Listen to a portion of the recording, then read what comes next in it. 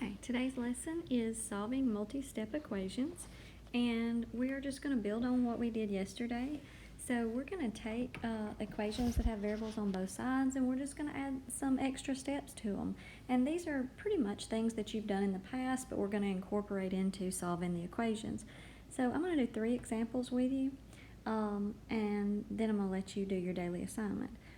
Remember, as always, if you have questions, send me a message on Canvas or send me a message on Remind. I'll be glad to answer them. I can work some extra examples and send you, but just let me know if there's things that you're having trouble with. Okay, let's start out with example 1. Example 1 is 100 parenthesis x minus 3 equals 450 minus 50x. Okay, so to start out, what we notice is that we do have a variable on each side. But before we can even get into trying to choose the smaller variable and trying to do the opposite, we can't do anything to solve this until we get rid of our parentheses.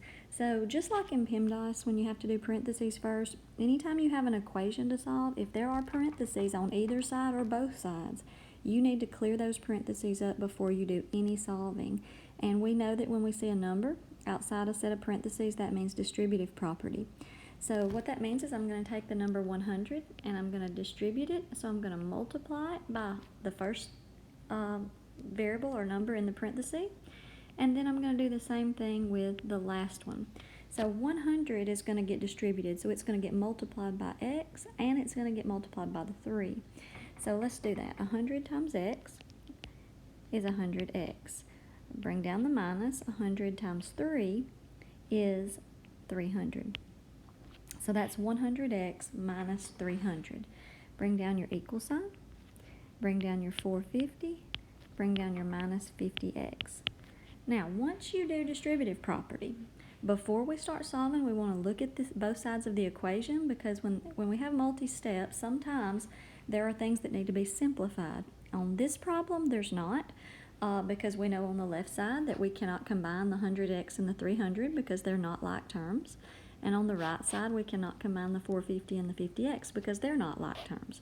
But if you have on either side of the equal sign, if you have things that are like terms, then we can combine those before we start solving. In this case, everything looks as in simplest form as it can be, so I'm ready to start solving. So I'm going to locate my variables. I notice that I've got 100x on the left and I've got a minus 50x on the right. Which one of those is smaller?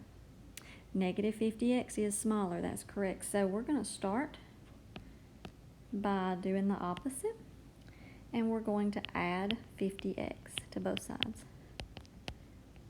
When we do that, we get 150x. Bring down your minus 300. Bring down your equal 450, and then minus 50x plus 50x will cancel because that's 0. So now I have a 2-step equation. So 150x minus 300, we're going to get rid of the minus 300 by doing the opposite, adding 300 to both sides. So that leaves to come down 150x. Minus 300 plus 300 goes to 0, so we'll just cancel it out. And then 450 plus 300 is 750. Final step, divide both sides by 150. And if I divide both sides by 150, those will cancel because I have an x left to bring down. On the right side, 750 divided by 150 is 5. Just like in the previous examples we did, you can always check your answer by plugging it back into the original equation and seeing if it works. And in this case, it definitely does. If I check by plugging 5 in, I go back to my original equation, I would have 100 times 5 minus 3 in parentheses equals 450 minus 50 times x, which x is 5 in my case. So if I do solve the left side, parentheses first, 5 minus 3 would be 2. So that's 100 times 2 is 200. On the right side of the equal sign, multiplication first, so 50 times 5 is 250. Bring down your minus and your 450. So 450 minus 250 is 200. So it does work out, and I know x equals 5 is the correct answer. Okay, example 2. Let's do another one. So for my second one, I've got 2c plus 4 minus 3c equals negative 9 plus c plus 5. Okay, this equation has a variable on both sides, a 2c on the left and a 1c on the right. Remember, we can always add that 1 in there if we can't remember that. But what I notice, I don't have any parentheses, so I don't have to do distributive property, but I do have like terms on each side. So let's start out by doing that. On the left side, let's look at our like terms. On the left side, our like terms would be 2c and negative 3c. And anytime we go to combine like terms, you have to consider or use the sign in front of numbers or terms, not the sign after. That plus sign does not go with the 2c, it goes with the 4. So if I box it off or circle it, it helps me to keep that straight.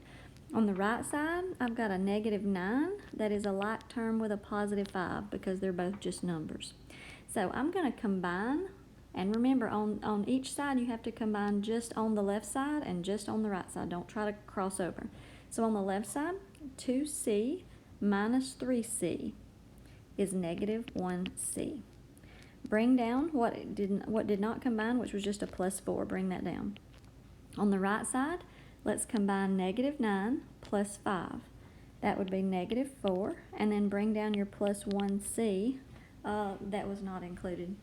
And now we have a simplified equation we're ready to solve. So if I locate my variables, I've got negative 1c on the left. I've got positive 1c on the right. So negative 1c is smaller. So let's do the opposite of that to both sides. The opposite of negative or minus 1c is plus 1c. If I do that on both sides, on the left side it cancels. So I'm left with a positive 4 equals negative 4. And then 1c plus 1c does not cancel because 1 plus 1 is a positive 2c. Now I have a two-step equation. So I'm going to do the opposite of, I've got 2c, and this has a minus 4 on it. That's not a plus 4, it's a minus 4. So we're going to do the opposite and we're going to add 4 to both sides because that will be the opposite. 4 plus 4 is 8 equals, minus 4 plus 4 cancels out to 0, and you bring down your positive 2c. If that were a minus there, I would need to make sure I brought down the negative with or minus sign with it, but it's not. Divide both sides by 2, and you get c equals 8 divided by 2 is 4. I'm not going to check that one because I showed you how to in the previous example, but I wanted to show you again how to do that. So let's go to the next one last example. This is going to be example 3, and it'll be our final example. 4 parenthesis x minus 5 plus 2 equals x plus 3. I'm going to work this one a little bit quicker just to speed up. I have parentheses, so I do want to do distributive property. So that would be 4 times x is 4x minus 4 times 5 is 20. Bring down your plus 2 equals, that's 1x, remember, so I'm going to go ahead and put a 1 in front of that. Now I've cleared up my parentheses, but I do have like terms on the left side. So on the left side I have a 4x. No, I'm sorry, that's wrong. On the left side I have a minus 20 and a plus 2. So I do need to combine that. So what I have is negative 20 plus 2, which is negative 18. Bring down the rest of the equation, so bring down 4x equals 1x plus 3. And now you have an equation with variables on both sides. 4x on the left, 1x on the right. So 1x is smaller, so let's do the opposite of that to subtract x on both sides. That would give me 3x minus 18 equals, these cancel out to 0, so you just bring down the positive 3. Two-step equation left, so let's do the opposite of minus. Let's add 18 on both sides. So that brings down 3x minus 18 plus 18 will cancel out to 0. Bring down your equal, and 3 plus 18 is 21. Divide both sides by 3 for my last step, and I get x equals 21 divided by 3 is 7. All right, I'm going to let you do your daily assignment, and if you have any questions, let me know.